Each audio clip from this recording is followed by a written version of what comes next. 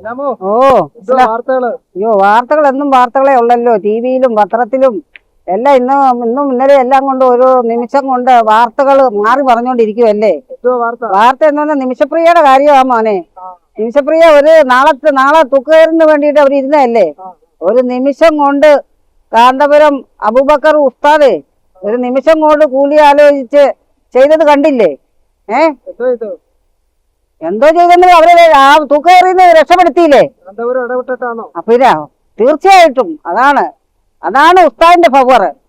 ഉസ്താദ് ചെയ്ത കണ്ടില്ലയോ? ജാതിഭേദം ഇല്ലാതെ ഇങ്ങനെയൊക്കെ ചെയ്തല്ലോ. അത് തന്നെ വലിയ കാര്യമല്ലേ. അത് തെറ്റുകാരി ആയാലും അവരുടെ സാഹചര്യം അങ്ങനെ ആയിരിക്കും, നമുക്ക് പറയാൻ പറ്റത്തില്ല, നമ്മൾ കണ്ടില്ല.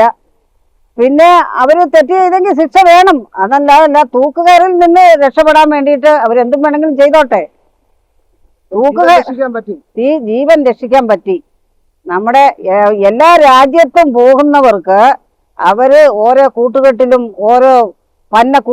പന്ന ഒരു അഴിഞ്ഞാട്ടത്തിനും ഒന്നും പോകാതെ അവനവൻ ശ്രദ്ധിച്ചാല് ഏറ്റവും നല്ലതാണ്. അതാണ് നമുക്ക് ഉപദേശമായിട്ട് തരാനുള്ളത്. കാരണം തെറ്റുപറ്റാത്തവരാരും ഇല്ല, ആനയ്ക്കും അടി തപ്പും.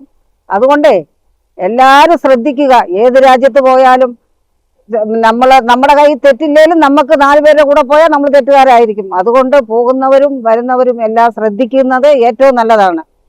കൂടിയാല് ഇപ്പോഴത്തെ പണ്ടത്തെ കാലമല്ലല്ലോ. ഇപ്പോഴത്തെ കാലങ്ങളെന്ന് പറഞ്ഞാൽ തെറ്റ് ചെയ്യാത്തവരും അകത്താണ്. അതാണ് ഇപ്പം നടന്നുകൊണ്ടിരിക്കുന്നത്. അതുകൊണ്ട് ശ്രദ്ധിക്കുക, എല്ലാവർക്കും ശ്രദ്ധിക്കുക.